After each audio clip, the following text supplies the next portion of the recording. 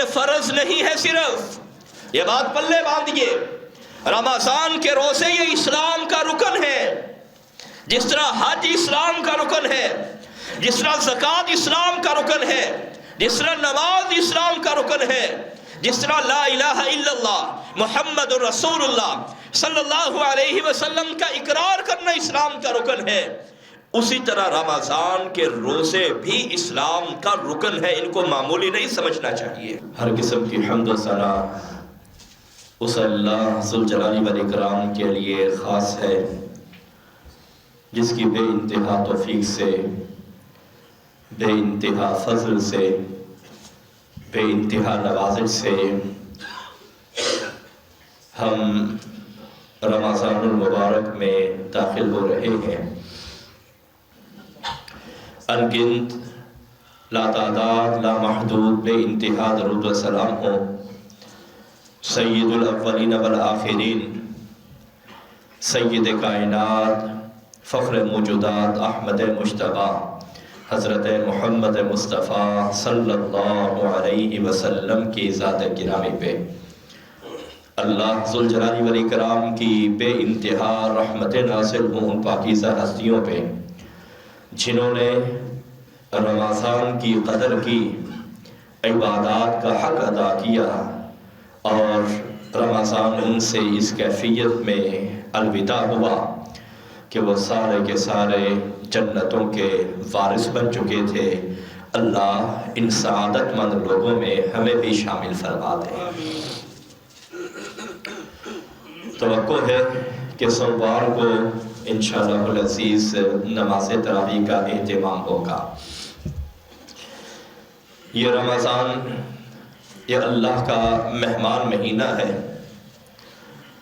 اور اللہ ذوالجلال والاکرام نے جہاں پہ جنت کی نعمتوں کا ذکر کیا، وہاں پہ یہ بات ارشاد فرمائی کہ وَفِي ذَلِكَ فَلْيَتَنَافَسِ الْمُتَنَافِسُونَ۔ لوگوں، اگر مقابلہ کرنا ہے، ایک دوسرے سے آگے بڑھنا ہے، ایک دوسرے سے جیتنا ہے، تو ان جنت کی نعمتوں کے حصول کے اندر مقابلہ کرو کہ میرے پاس اعلیٰ ترین جنت ہونی چاہیے، میرے پاس جنت کی اعلیٰ ترین نعمتیں ہونی چاہیے، مجھے جنت الفردوس ملنی چاہیے، مجھے قیمتی ترین جو جنت ہے وہ جنت ملنی چاہیے، اور جنت کے جو درجات ہیں، اس کے جو منازل ہیں، اس کے جو رتبے ہیں، مجھے اعلیٰ رتبے کے اوپر فائز ہونا چاہیے۔ مجھے وہ جنت چاہیے جس میں اللہ ذوالجلال والاکرام کی زیادہ سے زیادہ قربت ملے۔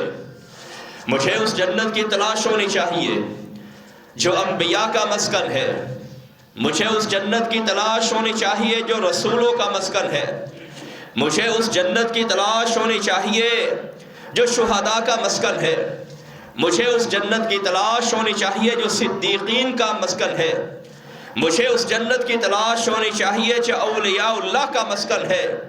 مجھے عام جنت کی کوشش نہیں کرنی چاہیے، بلکہ قیمتی ترین جنت کی کوشش کرنی چاہیے۔ جس طرح دنیا کے اندر مراتب ہے، جگہوں کے، علاقوں کے حساب سے، کالونیوں کے حساب سے، اور رہائشوں اور سہولیات کے اعتبار سے، اسی طرح جنت کا معاملہ ہوگا۔ جنت کے اندر بھی امیر اور غریب ہوں گے، اور جو سب سے غریب ہوگا اس کو اللہ ذوالجلال والاکرام جو جنت عطا فرمائیں گے، 10 دنیا کو ایک طرف رکھ لیں، وہ جنت دوسری طرف رکھ لیں، یہ جنت 10 دنیا سے بھی زیادہ بڑی ہوگی۔ یہ کون سا جنتی ہے جو پہلے جہنمی تھا؟ بڑی منتوں کے بعد، سماجتوں کے بعد، لجاجتوں کے بعد، وعدوں کے بعد کہ اللہ اور کچھ نہیں مانگتا، بس یہی بات ہے، مجھے یہاں سے نکال دے، وہاں پہ پہنچا دے، وہاں پہ پہنچ گیا، یا اللہ تھوڑا سا ذرا آگے کر دے، تھوڑا سا آگے پہنچا دے، وہ جو درخت نظر آ رہا ہے وہاں پہ پہنچا دے۔ یہ سب سے آخری جہنمی ہوگا۔ ہم نے اس کیٹیگری میں نہیں جانا، اللہ کی مہربانی سے اس کیٹیگری میں جانا ہے جو اللہ ذوالجلال والاکرام کے برگزیدہ بندوں کو ملے گی، اور وہ جنت جنت الفردوس ہے جس کی چھت اللہ ذوالجلال والاکرام کا عرش ہے، اللہ فرماتے ہیں لوگوں وَفِي ذَلِكَ فَلْيَتَنَافَسِ الْمُتَنَافِسُونَ، مقابلہ کرنا ہے، ایک دوسرے سے آگے بڑھنا ہے۔ دنیا کے اندر اگر کسی چیز پر محنت کرنی ہے تو اعلیٰ ترین جنت کی نعمتوں کے حصول کے اوپر محنت کرو۔ اس دنیا کے اندر محنت کرنا، دنیا داری کے لیے محنت کرنا، یہ مقابلے کی کوئی چیز نہیں ہے۔ یہ رمضان نیکیوں کا سیزن ہے۔ جو اس رمضان میں نیک نہیں بن سکتا اس کے لیے باقی 11 مہینوں میں نیکی کرنا بڑا ہی دشوار ہے۔ آپ سمجھیے یوں کہ جو آدمی امام صاحب کے پیچھے، قاری صاحب کے پیچھے رمضان میں اگر تراویح پڑھے گا 30 پارے قرآن مجید کی وہ منزل سن لے گا۔ جو نہیں پڑھے گا وہ پورا سال بھی 11 مہینے بھی اگر وہ کوشش کرتا رہے اس کے لیے بڑا مشکل ہو جائے گا کہ وہ 11 مہینے کے اندر پورا قرآن مجید وہ سن سکے یا پڑھ سکے۔ یہ رمضان ہے جو آپ کو یہ موقع دیتا ہے کہ آپ اللہ کے گھر میں حاضر ہو جائیں اور آپ قرآن مجید کی تلاوت سنیں۔ آپ کے لیے رمضان کے بعد یہ کام بڑا ہی مشکل ہو جائے گا۔ روزوں کو آپ دیکھ لیں، روزے اس رمضان کے اندر کتنے آسان ہو جاتے ہیں کہ آدمی 29-30 روزے مسلسل اور لگاتار رکھ لیتا ہے۔ کسی مجبوری کی وجہ سے جو روزے رہ جائیں بعد میں پورا سال ان کی ادائیگی مشکل ہو جاتی ہے، پورا سال۔ اس سے آپ اندازہ لگائیں کہ یہ رمضان ہمارے اندر کس قدر تقویٰ منتقل کرتا ہے، اللہ کی کس قدر توفیق ہمارے اندر آتی ہے، اللہ ذوالجلال والاکرام کی کتنی مدد ہمارے اندر آتی ہے۔ فجر کی نماز کو آپ دیکھ لیں، فجر کی نماز ہمارے لیے پورا سال بڑی مشکل ہے، لیکن رمضان کے اندر چونکہ سحری کرنی ہوتی ہے ہم سب کے لیے بے انتہا آسان ہو جاتی ہے۔ تہجد کی نماز آپ دیکھ لیجئے، عشاء سے لے کر فجر کی نماز تک جو بھی نماز پڑھی جائے اس کو تہجد کی نماز کہا جاتا ہے۔ یہ رات کے ابتدائی حصے میں بھی ہوتی ہے، درمیانے حصے میں بھی ہوتی ہے اور سحری کے وقت میں بھی ہوتی ہے۔ یہ جو ہم عشاء کے ساتھ وتر پڑھتے ہیں یہ تہجد کے وتر ہے۔ اگر آپ رات 12 بجے سوتے ہیں آپ اس وقت یہ پڑھ کے سوئیں، یہ تہجد کی نماز ہے۔ اگر آپ صبح اٹھتے ہیں اٹھ کر پڑھتے ہیں یہ تہجد کی نماز ہے۔ تہجد کے لیے سونا کوئی شرط نہیں ہے، کوئی شرط نہیں ہے۔ ان تینوں اوقات میں سے، رات کے ابتدائی حصے میں سے، درمیانے حصے میں سے، آخری حصے میں سے جو افضل ترین وقت ہے وہ سحری کا وقت ہے، تہجد کا وقت ہے۔ آپ نے اٹھنا ہی اٹھنا ہے۔ اگر آپ اس وقت بھی 2 رکعت نفل نماز ادا کرنا چاہیں آپ کے لیے کوئی مشکل نہیں ہے، کوئی مشکل نہیں ہے آپ کے لیے۔ عام دنوں میں جو کہ آپ نے سحری کے لیے اٹھنا ہے، اٹھ کر آپ 2 رکعت صرف 4 منٹ کے اندر آپ 2 رکعت نفل نماز پڑھ سکتے ہیں، 4 منٹ کے اندر۔ تو یہ بہت ساری عبادتیں ہیں۔ اسی طرح جس طرح میں نے عرض کیا ہے قرآن و مجید کی جو تلاوت ہے، اگر آپ یہ روٹین بنا لیتے ہیں میں روزانہ 1 پارے کی تلاوت کروں گا، رمضان کے اندر آپ کے لیے بڑا آسان ہو جائے گا۔ جس طرح روزہ جا رہا ہے آپ اس کی تلاوت کریں، یعنی قرآن و مجید کی تلاوت کو ایک ایک پاؤں کو آپ 4 نمازوں کے ساتھ رکھ لیں، 1 پاؤں ایک نماز کے ساتھ، دوسرا پاؤں دوسری کے ساتھ، تیسرا پاؤں تیسری کے ساتھ، چوتھا پاؤں مغرب کے ساتھ۔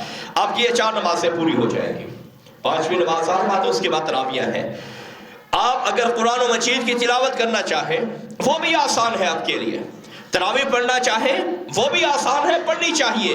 میں نے جس طرح عرض کیا ہے یہ تراویح یہ تہجد کی نماز ہے، ہماری آسانی کے لیے اللہ ذوالجلال والاکرام نے اس کا وقت عشاء سے شروع کر دیا ہے کہ آپ نے اس کو عشاء کے ساتھ ملا کر بھی پڑھا تب بھی تمہاری تہجد کی نماز کا وہ فریضہ سر انجام ہو گیا۔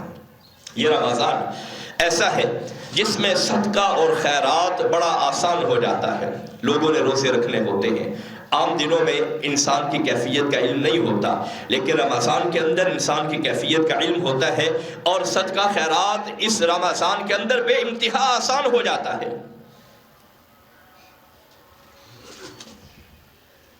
یہ رمضان یہ ایسا مہینہ ہے جس کے بارے میں رسول اللہ صلی اللہ علیہ وسلم نے ارشاد فرمایا.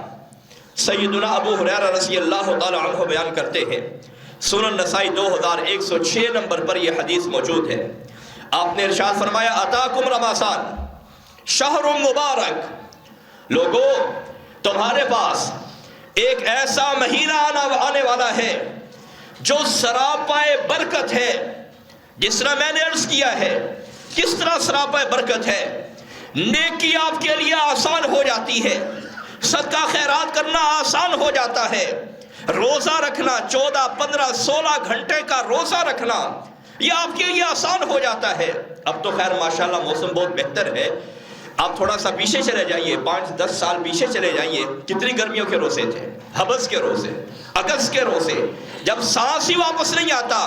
فرمایا یہ رمضان اتنا برکت والا ہے کہ اس کے اندر اللہ ذوالجلال والاکرام نیکی کی بہت زیادہ توفیق عطا فرماتے ہیں. فرض اللہ عز و جل علیکم صیاما، اللہ ذوالجلال والاکرام نے اس کے روزے فرض قرار دیے ہیں. اور یہ فرض نہیں ہے صرف، یہ بات پلے باندھیے، رمضان کے روزے یہ اسلام کا رکن ہے. جس طرح حج اسلام کا رکن ہے، جس طرح زکوٰۃ اسلام کا رکن ہے، جس طرح نماز اسلام کا رکن ہے، جس طرح لا الہ الا اللہ محمد رسول اللہ صلی اللہ علیہ وسلم کا اقرار کرنا اسلام کا رکن ہے، اسی طرح رمضان کے روزے بھی اسلام کا رکن ہے. ان کو معمولی نہیں سمجھنا چاہیے، صرف یہ نہیں سمجھنا چاہیے یہ فرض ہے بس جی، نہیں، یہ رکن بھی ہے، فرض بھی ہے، رکن بھی ہے. آپ صلی اللہ علیہ وسلم نے ارشاد فرمایا تفتح فیہ ابواب السماء، اس میں آسمانوں کے دروازے کھول دیے جاتے ہیں.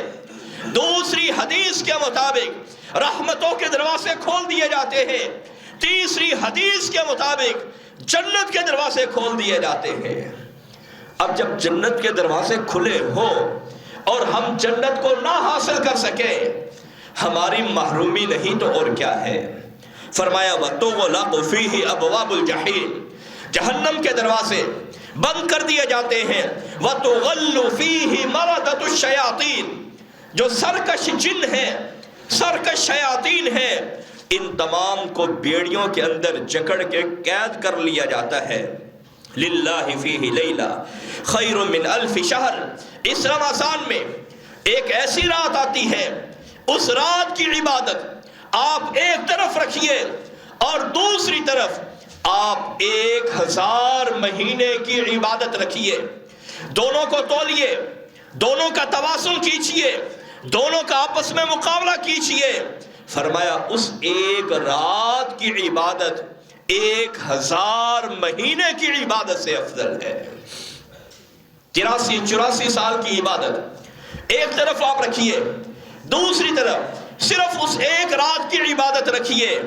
فرمایا خیرن، یہ اس میں تفضیل کا صیغہ ہے، اصل میں اخیر تھا، جس کا مطلب ہے بہت ہی بہترین ہے. اس رات کی عبادت 1000 مہینے کی عبادت سے بہترین ہے. من حرم خیرہا فقد حرم، یہ آج کے جمعے کا خلاصہ ہے.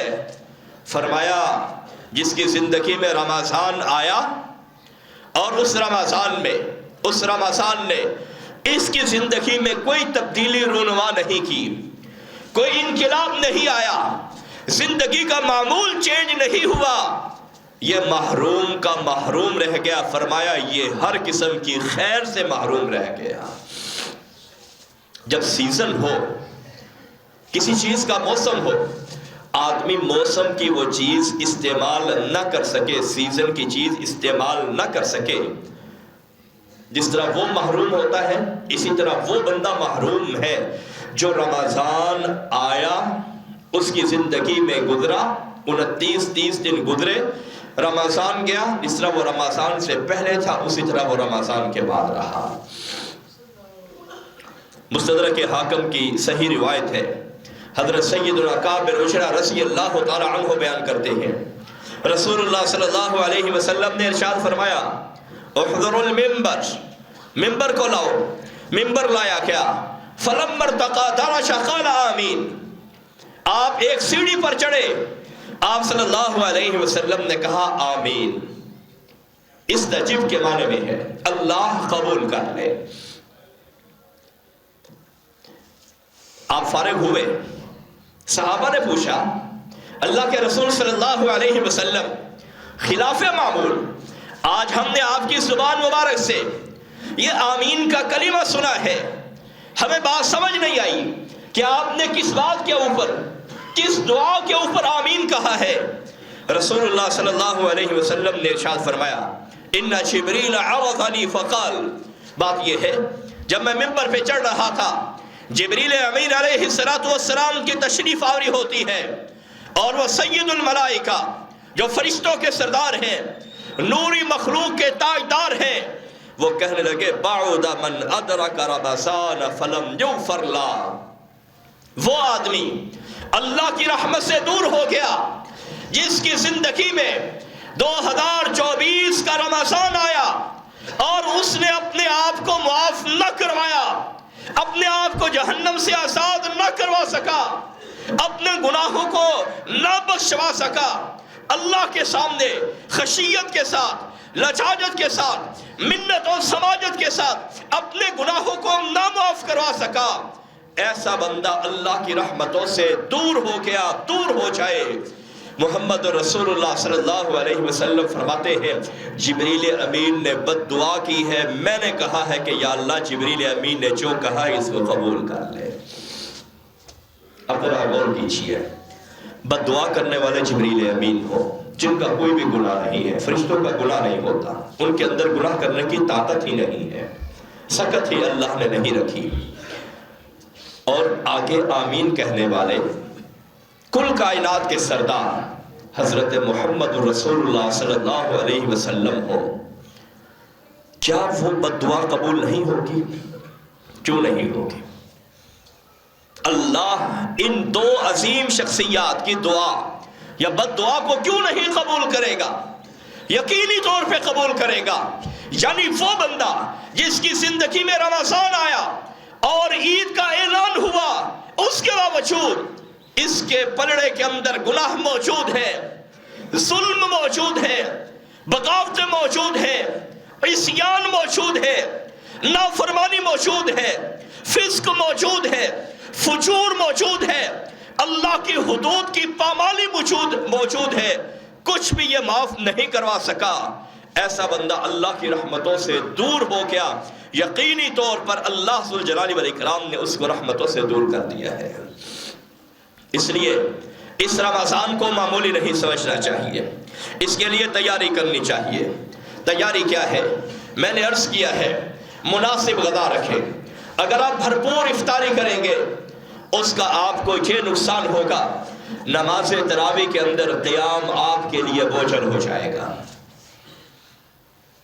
جب ہم باہر کی افطاریوں کے اندر شرکت کرتے ہیں اس کا جہاں پہ یہ نقصان بھی ہو سکتا ہے کہ آپ کی عشاء کی نماز باجماعت ادا ہونے سے رہ جائے, یہ نقصان ہو سکتا ہے. اس لیے مقصد کو مقدم رکھیے. مقصد کیا ہے؟ مقصد یہ ہے کہ یہ رمضان ہے, اس کی نیکیاں ہم سمیٹے, اور رمضان کے اندر بہت ساری ایسی چیزیں ہیں جو ہمارے لیے دشمنی کرتی ہے, جن کو ہم نے کبھی شاید سمجھا ہی نہیں ہے. مثال کے طور پر رمضان میں عورتوں کے لیے جو کچن ہے, جب وہ تکلفات کے اندر پڑ جاتی ہے, یہ کچن اس عورت کے لیے, اس خاتون کے لیے جو ظہر سے کچن میں داخل ہوئی افطاری تک کچن کے اندر ہے, یہ رمضان یہ اس کے لیے محرومی کا باعث بن سکتا ہے. کیوں؟ وہ کھانے پکانے کے اندر, افطاریاں تیار کرنے کے اندر مصروف ہے, اس نے رمضان کی قدر ہی نہیں کی. تو اس لیے مناسب آپ رکھیے, ایک مناسب روٹین رکھیے. سحری اور افطاری کروانا یہ بہت بڑی عبادت ہے, بہت بڑی عبادت ہے. اور واقعتاً ہی یہ عورتیں یعنی قابل تحسین ہے کہ جو یعنی رات کے وقت 2 بجے اٹھ کے پورے گھر والوں کے لیے سحری کا اہتمام کرنا اور پھر افطاری کا اہتمام کرنا, خود بھی روزے کی کیفیت میں رہنا, لیکن جس قدر ممکن ہو کچن کو آپ کم وقت دیجئے، قرآن و مجید کو زیادہ وقت دیجئے۔ یہ کچن آپ کے ساتھ دشمنی کر رہا ہے، کوئی خیر خواہی نہیں کر رہا، یہ بہت سارا قیمتی وقت آپ کا ضائع کر رہا ہے۔ اسی طرح دوسری چیز، روزہ رکھ کے سوئے ہی رہنا، خاص کر وہ لوگ جو راتوں کو جاگتے ہیں اور روزے کی حالت میں روزہ رکھا فجر سے لے کر ظہر تک، بالکل چھٹی، نہ ذکر و اذکار، نہ قرآن مجید کی تلاوت، نہ توبہ استغفار، کچھ بھی نہیں ہے۔ اور المیہ یہ ہے کہ اس سونے کے اندر ہماری نمازیں بھی ضائع چلی جاتی ہیں۔ تو مناسب نیند رکھیے۔ 11 مہینے آپ کے پاس ہے، آپ کہتے ہیں جی میری نیند نہیں پوری ہوتی، بھائی قبر میں جا کر سونا ہی ہے نا، وہاں تو اور کوئی کام نہیں ہے، وہاں تو اور کوئی کام نہیں ہے، سونے کے لیے قبر ہے۔ ایک مومن اللہ کا جو غلام ہے وہ زندگی اللہ کی غلامی کے اندر گزارتا ہے۔ زور کے بعد سویا ہے، آذان ہو گئی عصر کی، یہ اٹھ کھڑا ہوتا ہے کہ میں اللہ کا غلام ہوں، میں نے پہنچنا ہے۔ رات کو 1-2 بجے سویا ہے، فجر کی آذان ہوئی ہے، یہ اللہ کا غلام اٹھ کھڑا ہوتا ہے، میں نے اللہ کے روبرو ہونا ہے، اللہ کے سامنے کھڑا ہونا ہے۔ ایک مومن اس طرح کا ہوتا ہے، ایک غلام کی یہ کیفیت ہوتی ہے، اپنی مرضی نہیں کیا کرتا۔ کبھی قیدیوں کو دیکھا اپنی مرضی کرے؟ وہ جو جیل کا شیڈول ہوتا ہے اس کے مطابق چلتے ہیں، جو تھانے کا شیڈول ہوتا ہے اس کے مطابق چلتے ہیں، اپنی مرضی نہیں کرتے۔ اور جو مومن بندہ ہوتا ہے یہ اللہ کے شیڈول کے مطابق چلتا ہے، اور جو نہیں چل رہا سمجھ لے کہ اس کی غلامی کے اندر اور اس کی عبودیت کے اندر بڑا فرق ہے۔ زبانی وہ دعوے کرنے والا ہے جی میں رسول اللہ صلی اللہ علیہ وسلم کا امتی ہوں، جی اللہ کا غلام ہوں، جی اللہ کا بندہ ہوں، اس پہ اپنے اس طرز عمل پر غور کرنا چاہیے۔ تیسری چیز جو ہمارے رمضان کا دشمن ہے وہ ہمارا میڈیا ہے، یہ ہمارا موبائل فون ہے، جو ہمارے قیمتی ترین لمحات برباد کیے ہوئے ہیں۔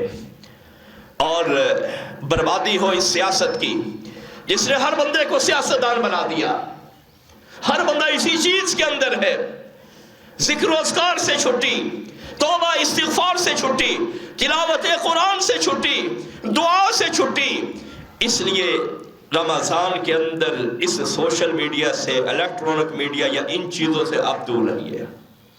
11 مہینے آپ کے پاس ہیں، میں یہ نہیں کہتا کہ اس کے اندر بھی آپ اپنا وقت ضائع کریں۔ رسول اللہ صلی اللہ علیہ وسلم نے ارشاد فرمایا نعمتان مغبون فیہما کثیر من الناس الصحۃ والفراغ، صحیح بخاری مسلم کی روایت ہے، فرمایا 2 نعمتیں ایسی ہیں جن کے بارے میں لوگوں کو ٹھگ لیا گیا ہے۔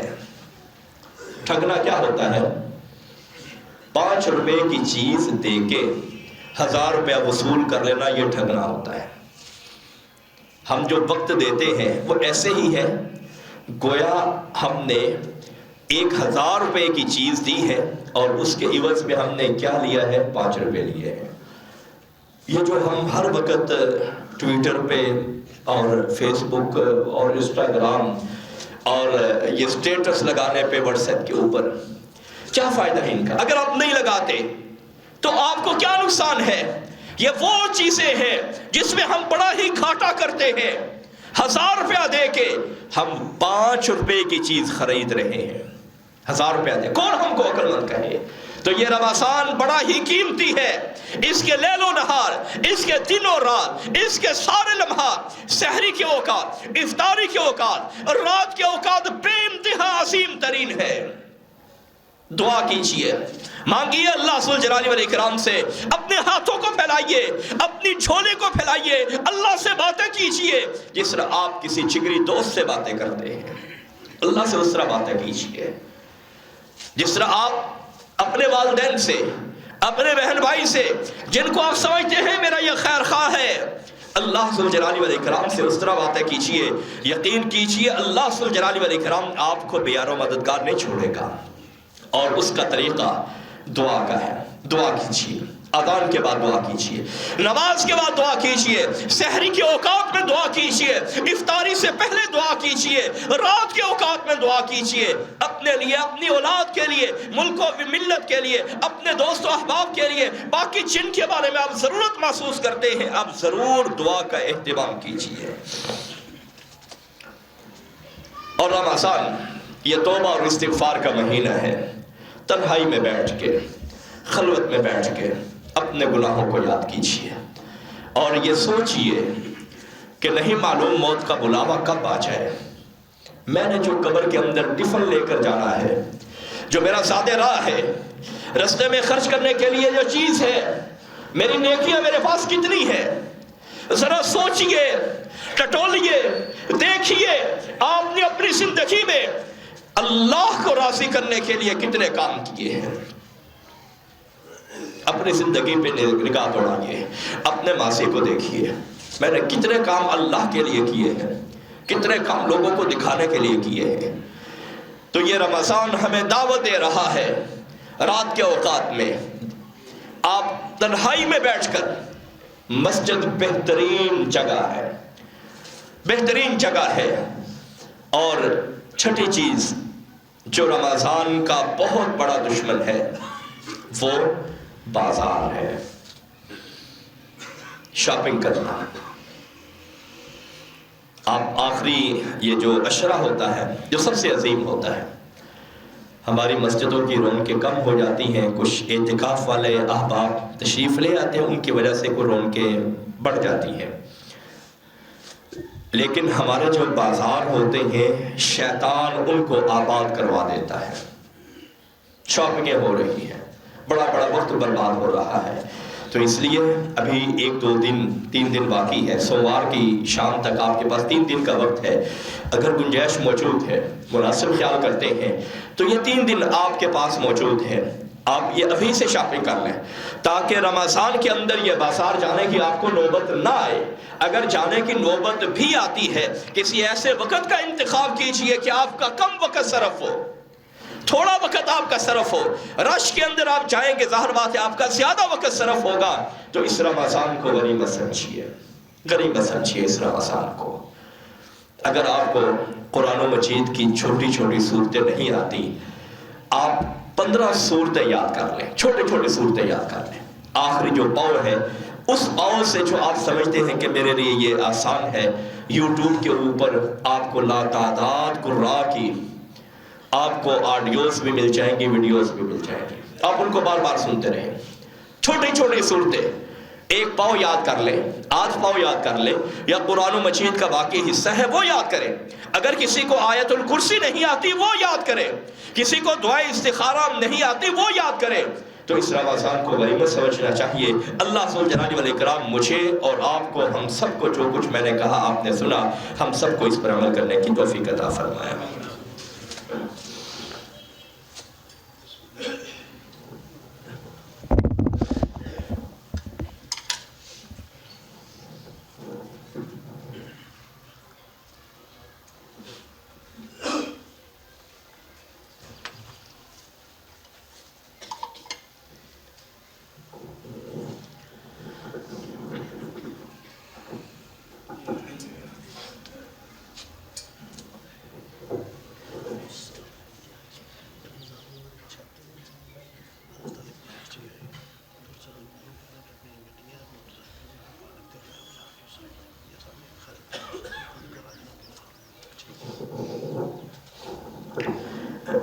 یہ رمضان میں انشاءاللہ العزیز مسجد کی سب سے اوپر والی چھت جہاں پہ سولر لگا ہوا ہے وہاں پہ بھی معقول انتظام ہوگا۔ اسی طرح یہ مسجد کے ساتھ جو پلاٹ ہے خالی ٹوٹیوں والی طرف، یہاں پہ بھی انشاءاللہ العزیز باہر پلاٹ کا انتظام ہوگا۔ اور دوسری بات یہ ہے کہ آپ احباب یہ جو سامنے گراؤنڈ ہے میری بائیں طرف اور آپ کی دائیں طرف، اس پر اپنی گاڑیاں لگایا کریں، یا پھر یہ مسجد کے بالکل سامنے جو خالی پلاٹ ہے اس پہ گاڑیاں لگایا کریں۔ لوگوں کے گھروں کے سامنے گاڑی لگانا ایک نمازی کو زیب نہیں دیتا جو اللہ کی عبادت کے لیے آیا ہے اور لوگوں کو اس کی وجہ سے پریشانی ہو رہی ہے۔ إن الحمد لله نحمده ونستعينه ونستغفره ونعوذ بالله من شرور أنفسنا ومن سيئات أعمالنا من يهده الله فلا مضل له ومن يضلل فلا هادي له أشهد أن لا إله إلا الله وحده لا شريك له وأشهد أن محمدا عبده ورسوله صلی اللہ علیہ وسلم۔ اللہ کی خاص مہربانی سے، اس کی خاص توفیق سے اور اجازت سے انشاءاللہ العزیز ہم رمضان المبارک میں داخل ہو رہے ہیں۔ یہ نیکیوں کا سیزن ہے، جس نے نیکیاں کما لی وہ انسان نجات پا گیا، اور جو انسان پیچھے رہ گیا سو اس نے بڑا ہی گھاٹے کا سودا کیا۔ رمضان میں روزوں کو، نماز تراویح کو، تلاوت قرآن کو اور ذکر و اذکار کو، توبہ استغفار کو، دعا کو ترجیح دینی چاہیے۔ اس کے علاوہ باقی جو چیزیں ہیں ان چیزوں سے حتی الامکان آپ گریز کریں۔ جس قدر آپ کے لیے ممکن ہو اس قدر آپ گریز کریں۔ آپ کے متحد اگر کوئی کام کرنے والے ہیں رمضان میں، ان کے لیے آپ نرمی پیدا کریں، ان کے لیے سہولت پیدا کریں۔ کوئی دکان پہ آپ کے ملازم ہیں یا گھر کے اندر آپ کے ملازم ہیں تو دن کے اوقات میں کام کرنے کے بجائے رات کے وقت میں ان سے آپ کام لے لیں۔ اور جس